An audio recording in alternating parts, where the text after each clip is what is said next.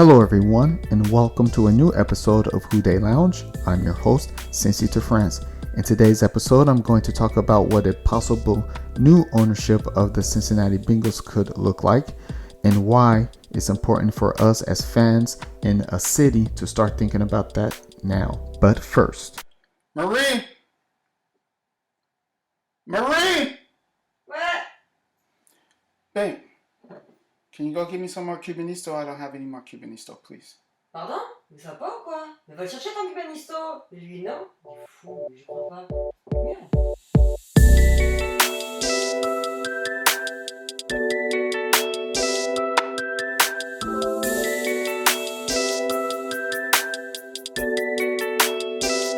recently I took the time out to defend the city of Cincinnati and the fans of the Cincinnati Bengals in general. That turned into, accidentally, inexplicably, an exoneration of the Cincinnati Bengals owner Mike Brown.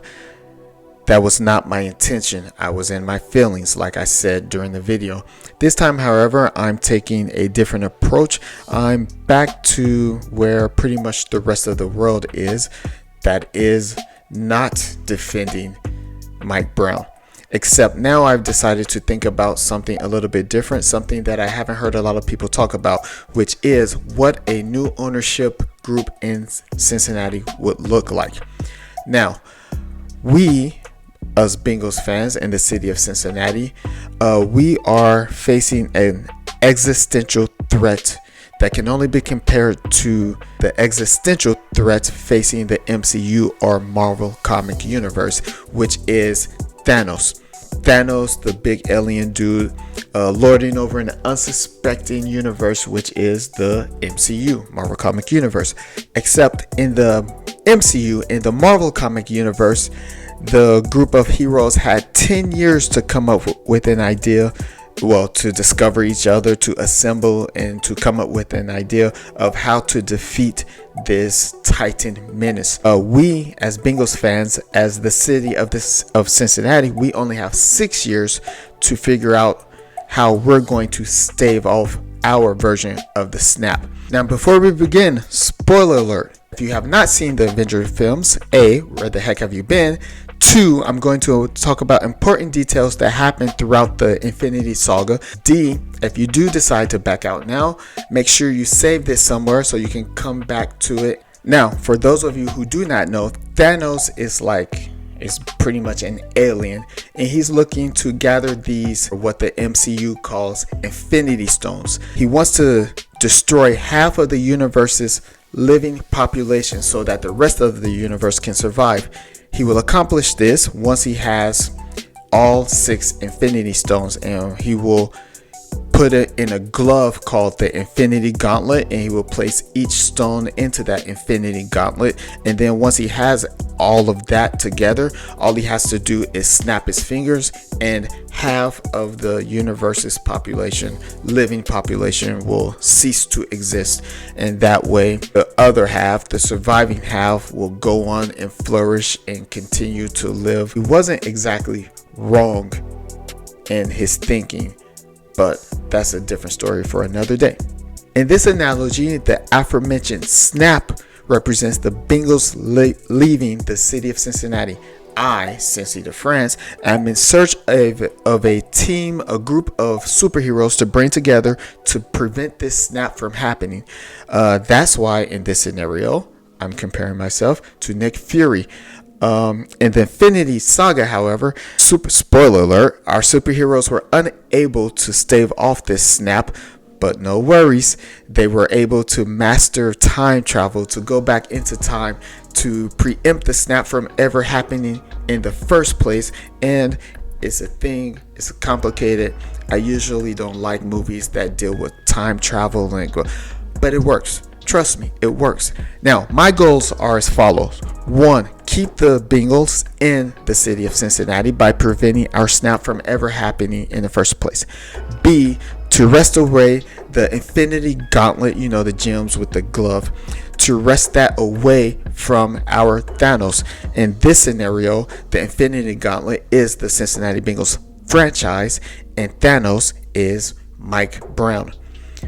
4, if the snap does transpire, have a group of people, heroes, in place ready to restore our BFU, Bengals football universe, or our CFU, Cincinnati football universe, back to the place that it was before. To do this, I'm going to stick with the MCU's version of the original Avengers with one exception, but trust me, it'll all make sense, or at least it'll make sense to me anyway. It's important to know that in September 2019, the Cincinnati Bengals was listed as being worth $2 billion by Forbes magazine. I really do not think that would be enough to pry the team away from the Brown family. To have a chance to even think about actually being able to buy the franchise from Mike Brown and his family, an ownership group will have to spend about 2.5, closer to $3 billion. Now, the Carolina Panthers franchise sold for $2.2 billion in 2018. I'm pretty sure the Brown family would want north of that $2.2 billion mark if they were to be persuaded to sell. In reality, I don't think there's any amount of money that any ownership group could offer them. But as the French would say, everybody has a price. On top of that, the new ownership group will have the capital to do some of the things that the fans and the future players that the franchise would want to recruit have been asking for. Proof to show that the organization is moving into a better and new direction. This includes, but not limited to, an indoor practice facility, a bigger scouting department, a Cincinnati Bengals franchise Hall of Fame or Ring of Honor or something. Now, full disclosure, when trying to come up with an ownership group who had the ability to pay damn near $3 billion for an NFL franchise, my first thought was Les Wexner, whose net worth is $7.6 billion. Now, for those of you who do not know who he is, he's a Dayton, Ohio native, so just north of Cincinnati, and think Victoria's Secret. Now, I was going to put like Victoria's Secret models. This was the moment all the Victoria's Secret models and runway shows was going to pop up on the screen for you. And then I told my wife about that idea, and then she told me she was going to be watching this video. So just know that he owns Victoria's Secrets and that whole deal. One of his many deals. However, I'm going to have to exclude him from this ownership group, or from this imagining of the ownership group, because let's just say he's going through some things right now, and he can't lift Mjolnir. So Mjolnir, Thor's hammer, we'll get to that later. Let's just say Lex Wexner is not worthy, at least not right now, by association. So moving on. Now, me as the Nick Fury of this situation, I need someone who wants to be a part of something bigger than themselves. This person obviously comes from Cincinnati and should have some personal and emotional investment in what is going on around the city. This person does not have the financial capability per se to actually be a major player in the ownership group, but I need me, above all, if you've seen the MCU movies, I need me a Black Widow. And in this scenario, my Black Widow is Sarah Jessica Parker. She will go a long way in helping me convince other bigger major players to become a part of this idea. She will open doors, and behind those doors will be the heaviest of hitters that I personally would never even get anywhere close to. But she's Sarah Jessica Parker. She's my Black Widow. She will open the doors, and she will present this plan, my master plan, for me. Next, obviously, of course, I need an Iron Man. I need the principal financial stakeholder in this endeavor. I'm going to send my version of Black Widow, Sarah Jessica Parker, to recruit a Cincinnati version of Iron Man, a leader, a go-getter, someone from the city who can possibly buy by himself the Cincinnati Bengals franchise.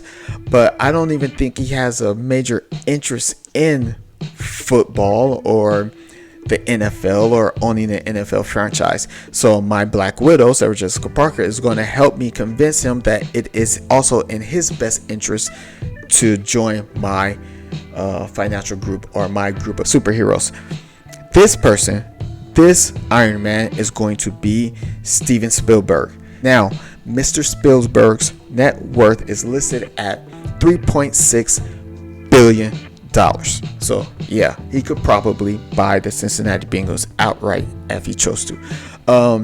Much like Tony Stark, everyone knows who he is. Tony Stark, aka Iron Man. No need to hide his identity. There would be a question of, like I said, if he'd be interested in owning an NFL team. It would be a question of if he would even care about the Titan Menace coming along and snapping his fingers and the Cincinnati Bengals leaving the city of Cincinnati. I don't know what his interests are as far as sports franchises are concerned. However, we would absolutely need him to stand a chance. Now, I have him as the primary stakeholder for one reason.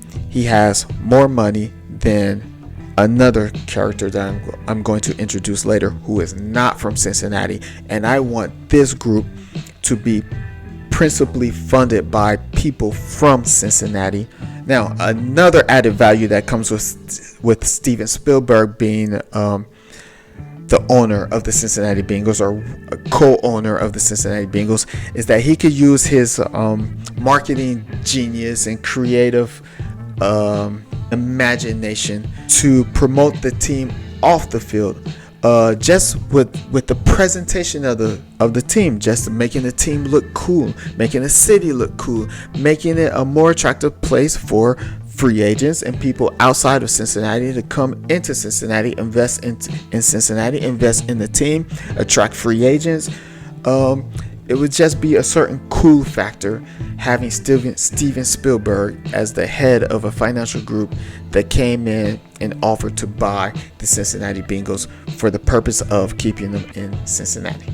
Then, obviously, we would need a Captain America.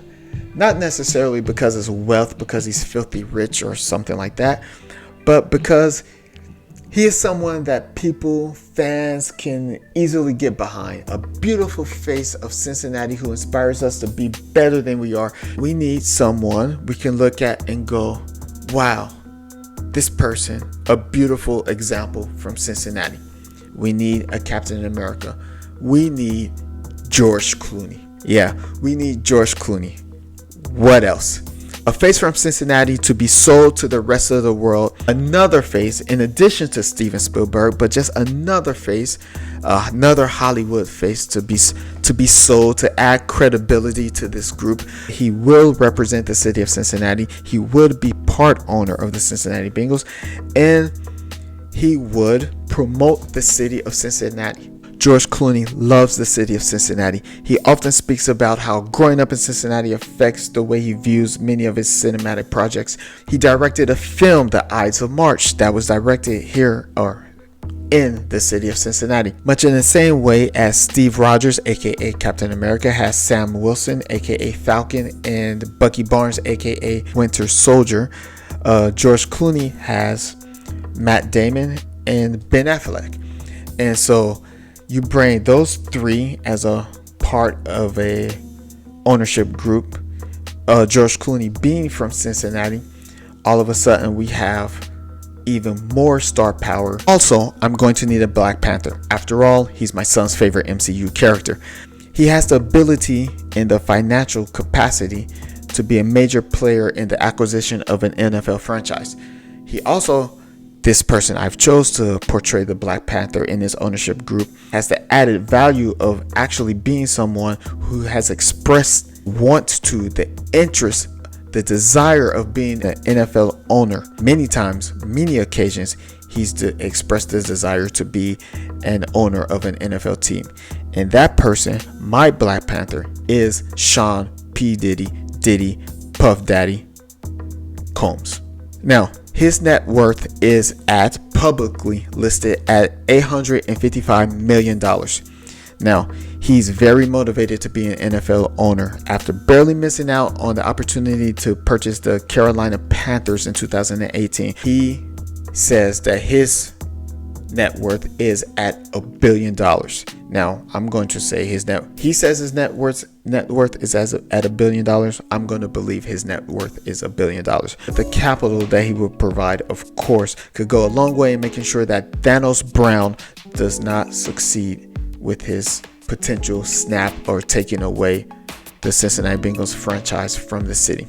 Thanos Brown. I like that. Thanos Brown. Just came up with that off the top of my head. While he has no interest in Cincinnati, and this is why I don't want him to be the principal stakeholder in the Cincinnati Bengals, because he might want to move another team in New York City or move the Cincinnati Bengals somewhere more attractive in his mind. This will allow him to make money to eventually have enough money to become the primary owner of an NFL team. Now, this also helps with the glaring issue of the lack of minority ownership in the NFL. This would not be a panacea, of course. However, this could be a step in the right direction. Just like with the Black Panther in the comics, a first meeting with the Avengers to then go step away and then come back and become leader of the Avengers. I think this could be Mr. Combs's. It could be his first step into becoming the majority owner of his own NFL franchise. Then there's Thor. Now this one was easy. I could totally see Bob Castellini, the owner of the Cincinnati Reds, just flying in and saying that he's tired of sharing prime riverfront real estate with the Brown family, and he's sick of the way that they do things and how they run their business. And then you can just see Castellini coming in wielding his version of Thor's axe, of Thor's Stormbreaker. That's the name of Thor's axe, is called the Stormbreaker. Yeah, he has a hammer and an axe. It's a thing. You just gotta catch up. It'll make sense to you once you've seen the movies.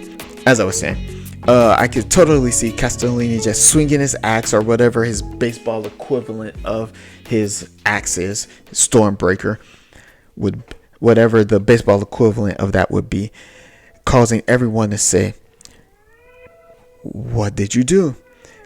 And then as he fixes his gaze out from Paul Brown Stadium upon the riverfront over to his own great American ballpark, he replies simply, "I went for the head." And then we just see a silhouette walking into the sunset as it sets on the mighty Ohio River, just like in the movies. Now that's what I call a walk-off. Spoiler alert. Anyway, he has a net worth of $400 million. He's far from having the capital of being the principal owner of an NFL franchise. He's already the owner of the Cincinnati Reds. In the same vein as P. Diddy, he could be a smaller stakeholder in the Cincinnati Bengals franchise, and that stake could grow over time. And why not actually, when Puff Daddy is ready to go buy his own NFL franchise, Castellini could just step in and say, "Here, I'll buy those shares." And now we have Bob Castellini as majority owner of the Cincinnati Reds, and maybe majority owner of the Cincinnati Bengals as well. Now, following the theme of the MCU version of the Avengers, this team needs a Hawkeye.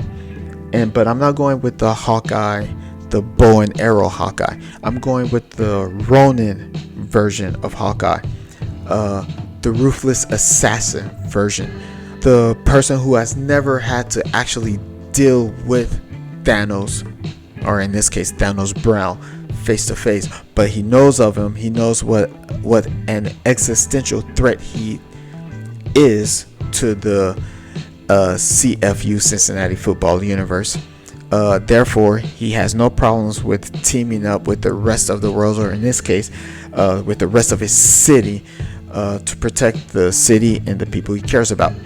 For this, we need Clayton Mathile, and I hope I'm saying that right. Clayton Mathile, Mathile. I'm not sure, but I'm gonna call him Mathile. All right, this guy, Clayton Mathile, he's a ruthless billionaire. Hence the Ronin version of Hawkeye, not the bow and arrow loving father version of Hawkeye, but the post-snap, everything's going wrong, ruthless killer version of Hawkeye. Now, Mathile, a lot like Hawkeye, in that he knows what it takes to succeed in the terrain in which he's working. Mathile in Cincinnati, Hawkeye in the MCU. He knows what's going on. He knows everything that's happening, and yet somehow he's still underestimated for the things that he's done, or for the contribution that he makes to the team and to the city. Besides, $2.3 billion net worth obviously makes him a principal character of my superhero team. He would obviously be, or could be, a major player, a major stakeholder in the Cincinnati Bengals. And he's from Cincinnati. He cares about Cincinnati. He's made his billions in Cincinnati. I think he could be a major part of my CFU. And even though he's not the first name we think of, even though he's underestimated for how important he is, he will obviously play a crucial part in what I would need to take control of the Cincinnati Bengals. Wow, that sounds nice. Obviously, I wouldn't take control of Cincinnati Bengals, but just the thought of being able to own an NFL franchise, my NFL franchise, oh my goodness. I guess that's the stuff that dreams are made of, and I guess I can't make it happen for myself, so I guess I'll live vicariously through all of my various characters. And finally, of course, this crew would not be complete without a fan favorite, Bruce Banner, aka the Incredible Hulk. Now, of course, finding someone from Cincinnati to play the role of the Hulk was kind of cumbersome. So, with my main goal being to keep the team in the Queen City. With that said, I found a suitable stand-in, and that person is Ken Oaks. Now, I didn't know who Ken Oaks was before I started researching possible future owners of the Cincinnati Bengals, but Ken Oaks is a billionaire from Cincinnati. He's smart, he's motivated, he looks very nice. You see all the pictures of him and he looks very nice. However, I probably wouldn't test him. It seems as if he has a very stressful job. He has an unlimited budget to get that job done, but I don't think that was always the case, obviously. And the job he's in is very stressful. And there is no way, I'm pretty sure there is no way to make $1 billion in the logistics industry. $1 billion in logistics, and he's all just like lollipops and rainbows. Being in logistics, he knows everything about Cincinnati. He knows how to get around and operate in the business world in Cincinnati. He knows how to deal with politicians and angle to get things done. He would be such an asset to an ownership group who was trying to wrest away the Cincinnati Bengals from the Brown family, or an integral part in actually bringing back a team to the city of Cincinnati if the Cincinnati Bengals were to ever actually leave the city in 2026. Did I mention he's worth $1 billion? Yeah, so that helps. Another reason why he's my Bruce Banner type of character in this entourage of superheroes is that, much in the way that Bruce Banner's knowledge of quantum physics aided the Avengers, his knowledge of just everything city of Cincinnati and logistics and knowing how to get things done and knowing how to deal with politicians inside the city, and just he knows the soul of the city. I mean, after all, that's his job.